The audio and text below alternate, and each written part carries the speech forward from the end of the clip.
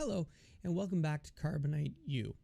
In this Carbonite Ultra U video, we're going to cover the system reference menu and how it looks when you have the base I/O configuration and how you first assign those to either inputs or outputs. Let's jump right into it.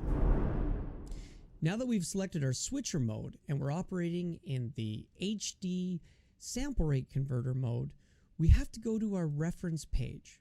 This is where we get to pick from the available video processor modes.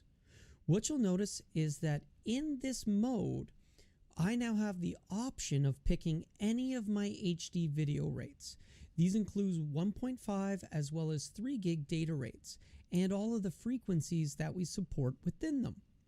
Also, you get to pick where your reference source comes from. I don't have a separate external reference generator.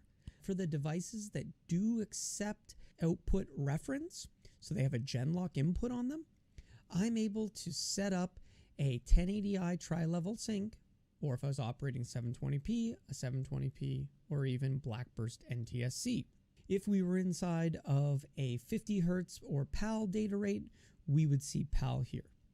You're also able to adjust your HMV settings for that output to time sources better into the system timing window. When I've got the base license, so here in the HD mode, I have the standard offering of 8 I/O processors. When I upgrade those, I get one for every single input, and then I also have a fixed number on outputs. Since we have a limited I/O count, what we're able to do is select where we want these processors to be applied. Now, it's a processor because it not only can apply a frame sync and format converter, but it's also how you are able to access the proc amps and color correctors. Once you've assigned those processors, when you go to your inputs page, that's where you'll see that they have been configured and applied. And now I'm able to pick whether it's to operate in SDI with no frame sync, where maybe it has Genlock, but I still want to be able to apply proc amp and color correctors to it. Well, I'd still have to assign that I/O processor, but I would now have the flexibility of going to the proc amp menu to control it. When we assign them to outputs, we will also be able to come into the output menu and find them here. So really quick, say we assign one to our output 6. When we come to our output menu, we now see that output converter is available for us. Now that we've got all our licenses back and all the features open back up, let's go back into dashboard and have a look how things have now changed for us in the reference menu. Now when we come back into our reference menu, we'll see that we only have the video mode to configure, same as before, based on which video switcher mode we're operating in. We've got our reference output configuration and our reference source.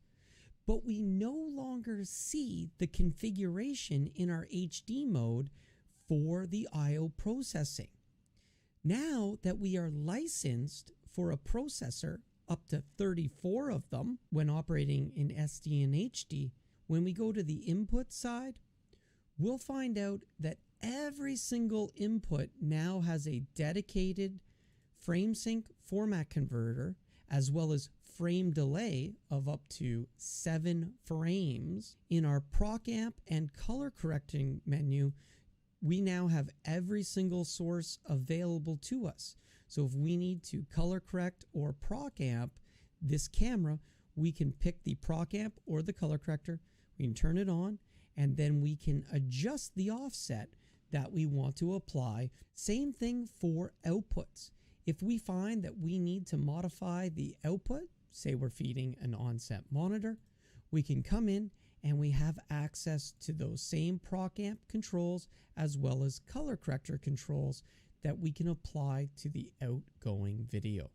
When we come to our output menu, we also have these 2 rows. What audio mix we're assigning, but also which conversion we're applying. So you can apply conversion as well.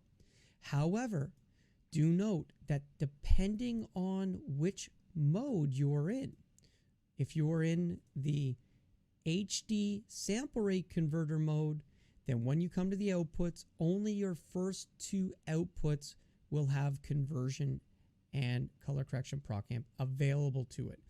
The rest of the outputs are unable to provide this processing because those resources have been used to create the sample rate converters.